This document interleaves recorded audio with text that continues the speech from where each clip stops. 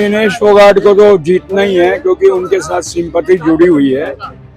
जो वहाँ पे ओलंपिक्स में हुआ, वो सिंपैथी की वजह से उनको वोट मिल जाएंगे। त्रिकोणीय लड़ाई होगी। केजरीवाल को कमजोर मत समझिए। केजरीवाल कम से कम 10 सीट ले जाएंगे, हर जगह पे काटेंगे केजरीवाल। अब केजरीवाल का वोट काटना कांग्रेस के लिए जो है नुकसान। मोदी जी के ऊपर अटैक हम करें, आप करें या वहाँ की पब्लिक करे। एक प्रधानमंत्री का जो काम है, उन्होंने अपना काम बखूबी जिम्मेदारी से निभाया। हरियाणा में बीजेपी गवर्नमेंट ने बहुत अच्छा काम किया है। अगर पहले 5 साल वो काम नहीं करती तो अगले 5 साल उनको टर्म्स नहीं मिलती। बीजेपी को लगातार 10 साल टर्म्स मिली है, तो वो इसी वजह से मिली है कि उन्होंने काम करके दिखाया। सटीक खबरों का सीधा असर। आप देख रहे हैं एनसीआर समाचार, खबर भी असर भी।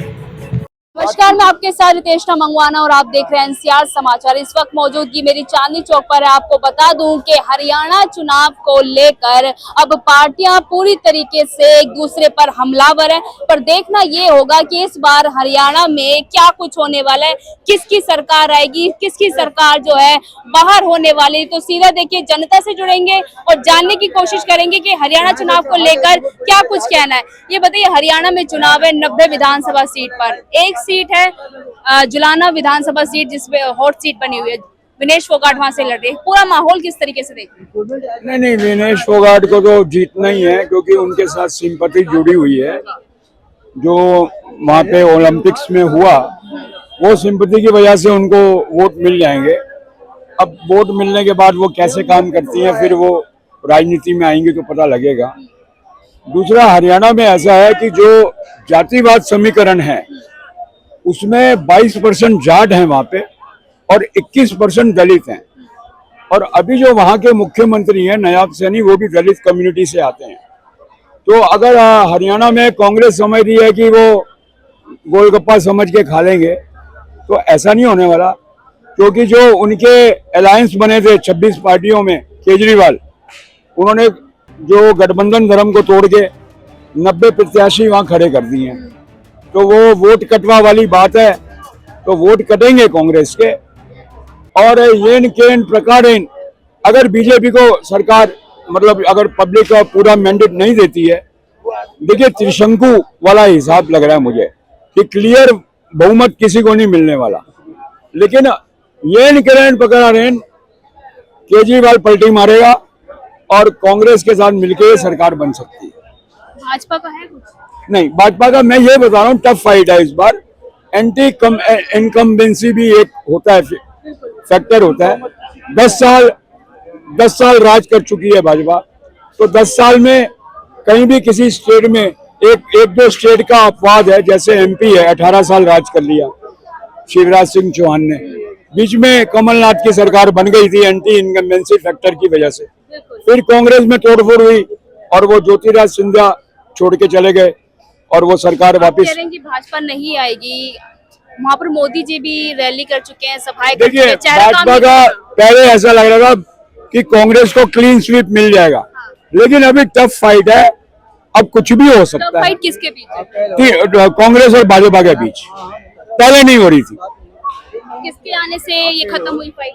ये एक तो मोदी ने रैलियां तो की, योगी ने भी रैलियां की, और वहाँ का जो दलित वोटर है वो बीजेपी के साथ है। किसान का मुद्दा रहने वाला। किसान का मुद्दा ऐसा है कि हरियाणा में चल रहा है, यूपी में चल रहा है, पंजाब में चल रहा है। हमारे देश में सबसे ज्यादा चावल पैदा होता है। अगर लोगों की जानकारी के लिए बता दूं, तो साउथ के किसान क्यों नहीं आ रहे हैं उसमें आंदोलन में? जो सबसे ज्यादा देश में चावल पैदा करते हैं, वहां का कोई स्टेट का किसान नहीं है आंदोलन में। बिहार के किसान नहीं है आंदोलन में। महाराष्ट्र के किसान, कर्नाटक के, तमिलनाडु के, केरल के, जो सबसे ज्यादा बेल्ट है गेहूं दूसरे नंबर पे है। पहले नंबर पे हमारे हिंदुस्तान में चावल पैदा होता है। वो के वहां के किसान तो आंदोलन में नहीं। ये कहते हैं कि कांग्रेस ने किसानों की जमीनें अभी आपको एक बात और बता रहा हूँ। पहले जो कृषि मंत्री थे तोमर, वो अपनी सीट पे बैठ के काम कर रहे थे। अब कृषि मंत्री बने शिवराज सिंह चौहान, और उन्होंने एजेंडा सेट किया है हर हफ्ते किसानों से मीटिंग। आपको पता है जो एडिटेशन कर रहे हैं उनके साथ 2 मीटिंग हो चुकी है उनकी, जो वहां पे विरोध कर रहे हैं, और उन्होंने एजेंडा सेट किया हर हफ्ते मीटिंग हो रही है। तो वो खुद इनिशिएटिव लेके किसानों को अन्नदाता, आज एमपी को फसलों के मामले में अगर वो ऊपर लेके आए हैं तो किसानों के साथ मिलके लेके आए हैं। एमपी स्टेट तीसरे नंबर पे आई, जो कभी सोच भी नहीं सकती थी कि एमपी में फसलों का इतना उत्पादन हो जाएगा। तो शिवराज सिंह को पता है किसान क्या है, और वो वापस ना मुद्दे पे आ जाते, भटक रहे हैं थोड़ा मुद्दे से। स्मृति ईरानी फिर से एक्टिव हो गई है हरियाणा में, कह रही है कि अगर कांग्रेस में दम है तो वो शैलजा कुमारी को बनाए, क्योंकि ये कहीं ना कहीं दलितों के हितैषी बनते। देखिए कांग्रेस में तोड़फोड़ तो चली रही है ना। तो भूपेंद्र सिंह हुड्डा बोलता है मैं मुख्यमंत्री, उनका बेटा बोलता है मैं मुख्यमंत्री, शैलजा कुमारी ने बोल दिया था मैं मुख्यमंत्री, प्लस रणदीप सिंह सुरजेवाला उसने भी बोल दिया मैं मुख्यमंत्री। अब 4 मुख्यमंत्री। अब राहुल गांधी, हुड्डा और शैलजा की ऐसे हाथ पकड़ के फोटो अखबार में परसों आई है कि वो उनको दिखा रहे हैं कि भाई उनमें कोई गड़बड़ नहीं है, लेकिन गड़बड़ है। गड़बड़ है। शैलजा कुमारी के पिताजी कट्टर कांग्रेसी थे, उन्होंने हरियाणा कांग्रेस के लिए बहुत काम किया। तो शैलजा कुमारी अपना हक मांग रही है, और अगर हक नहीं मिला तो दलित वोटर वहां से भी छिटकेंगे कांग्रेस को वोट देने में। कांग्रेस में कहीं ना उनकी कहीं बेल्ट जो है शैलजा कांग्रेस कुमारी में कहीं ना कहीं फूट है। वही राहुल गांधी कह रहे हैं कि शेर तो आपस में लड़ते रहते हैं, पर हम अपने घर के मामले को सुलझा लेंगे। देखिए ऐसा है, शेर जब लड़ते हैं ना वो लड़ते हैं एरिया के लिए। अच्छा। राहुल गांधी को यह भी पता होना चाहिए, या डिस्कवरी या एनिमल प्लैनेट चैनल वो देखते हो तो शायद पता लगे। और शेर का काम ये होता है कि जो पहले से जिसने कब्जा किया हुआ है उसको एरिया से बाहर निकालना, और वो निकाल के छोड़ते हैं। शेर का काम ये होता है, ये नहीं कि आपस में लड़ गए और हट गए, ऐसा नहीं लड़ाई होती है शेर की। अगर जिन्होंने चैनल देखे हैं शेरों के बारे में, जो जानकारी जानते हैं, शेर का काम ये होता है 2 शेर आते हैं जवान, और एक बूढ़ा शेर पूरे कुनबे को संभाल रहा है। 6 शेरनियां हैं, बच्चे हैं, एक बूढ़ा शेर संभाल रहा है उसको। तो वो 2 जवान आएंगे, बूढ़े के साथ लड़ेंगे, उसको बाहर निकाल देंगे एरिया से बाहर, 10 किलोमीटर एरिया से। बस वापस आती हूँ, आप बताइए हरियाणा चुनाव को किस तरीके से देख रहे हैं? पंजा, कमल, झाड़ू, क्या चलने वाला है? त्रिकोणीय लड़ाई होगी। त्रिकोणीय। केजरीवाल को कमजोर मत समझिए। अच्छा। केजरीवाल कम से कम 10 सीट ले जाएंगे। हर जगह पे काटेंगे केजरीवाल। अब केजरीवाल का वोट काटना कांग्रेस के लिए जो है नुकसान। अगर वोट काटेंगे फिर भी लगता है सरकार बन पाएगी कांग्रेस? नहीं, किसकी बनेगी? बीजेपी ले जाएगी। कह रहे बीजेपी तो बनी नहीं, देखिए वो उनका व्यू है। हाँ। आप क्या कहना मेरे चाहिए? व्यू से क्यों मिलेंगे? नहीं, कितना सहमत है? देखिए पिछली बार बीजेपी की गवर्नमेंट को पूर्ण बहुमत नहीं मिला था, सिर्फ 10 सीटों की वजह से उन्होंने जेजेपी के साथ, दुष्यंत कुमार चौटाला के साथ गठबंधन किया था। तो हरियाणा में 37 सीटें बीजेपी को मिली थी, 10 सीटें जेजेपी की आई थी। 47 सीटें लेके 45 में से 90 में से 45 का बहुमत होता है, 46 का, तो 47 सीट मिला के बीजेपी ने राज किया था, मनोहर लाल खट्टर ने। तो सेम सिचुएशन अभी नजर आ रही है। केजरीवाल ने अगर प्रत्याशी खड़े किए हैं तो 90 में से 10-15 सीट भी वो ले गए तो वो बहुत मायने रखती है कांग्रेस के लिए। वो फिर सीटें टूटेगी तो, और इधर से दलित वोट, और अगर जो ओबीसी वोट डाइवर्ट हुए कांग्रेस की तरफ से छिटक के, तो फिर बीजेपी का चांस तो बन ही सकता है। लेकिन पूर्ण बहुमत बीजेपी को मिलना वो कठिन लग रहा है मुझे। मेरा एक और सवाल था, मैं आपसे पूछ लेती हूँ, आपने जवाब नहीं दिया। मोदी जी रैली कर चुके हैं, चेहरा काम नहीं करेगा क्या हरियाणा में?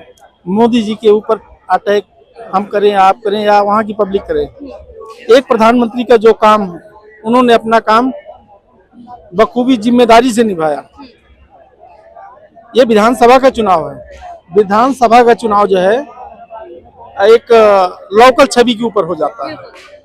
यहाँ पे आपकी छवि अच्छी है, किसी भी पार्टी से ना हो, आपकी छवि अच्छी है, लोग पसंद करेंगे, आप निर्दलीय खड़े होंगे, आप जीतेंगे। एक Lok Sabha, for example Rashid engineer Delhi में बैठा हुआ था और श्रीनगर में उसने चुनाव लड़ा, और जो नेशनल कॉन्फ्रेंस का मुख्यमंत्री है उमर अब्दुल्ला, निर्दलीय लड़के उसको हरा दिया जहाँ दिल्ली में बैठे बैठे। तो इनकी बात बहुत अच्छी है। जो विधानसभा के जो चुनाव होते हैं वो लोकल कैंडिडेट को ध्यान में रखकर देखे जाते हैं और पब्लिक भी क्षेत्रीय मुद्दों के ऊपर वोट देती है। जो लोकसभा का चुनाव होता है, असेंबली इलेक्शन, वो राष्ट्रीय मुद्दों पे लड़ा जाता है। तो अब जो है हरियाणा में लोकल कैंडिडेट कौन है, मुद्दे जो हैं, अग्निवीर है, बेरोजगारी है, कई मुद्दे हैं, समस्या है वहां पे। किसानों का मुद्दा भी ले लीजिए, ये मुद्दे चलेंगे। लेकिन कैंडिडेट 5 साल क्या काम करेगा उसके ऊपर बहुत कुछ डिपेंड करता है। और पिछले 10 साल में हरियाणा में बीजेपी गवर्नमेंट ने बहुत अच्छा काम किया है। अगर पहले 5 साल वो काम नहीं करती तो अगले 5 साल उनको टर्म्स नहीं मिलती। बीजेपी को लगातार 10 साल टर्म्स मिली है तो वो इसी वजह से मिली है कि उन्होंने काम करके दिखाया। सेम योगी का भी ऐसा ही है कि उन्होंने पहले 5 साल काम किया तो अगले 5 साल उनको चांस मिला। चलिए ठीक, बहुत बहुत शुक्रिया बातचीत करने के लिए। देखिए यहाँ जानने के लिए आए थे कि हरियाणा चुनाव को लेकर दिल्ली की जनता क्या कुछ सोच रही है और क्या कहना चाहती है। तो इस बार ये लग रहा है कि इस बार कहीं ना कहीं हरियाणा में कांग्रेस बाजी मार जाएगी, पर वो सरकार अगर बनाएगी तो गठबंधन के साथ। पर देखना ये होगा कि रिजल्ट आखिरकार किसके पक्ष में आते हैं। मैं आपके साथ रितेश मंगवाना और आप देख रहे थे NCR समाचार।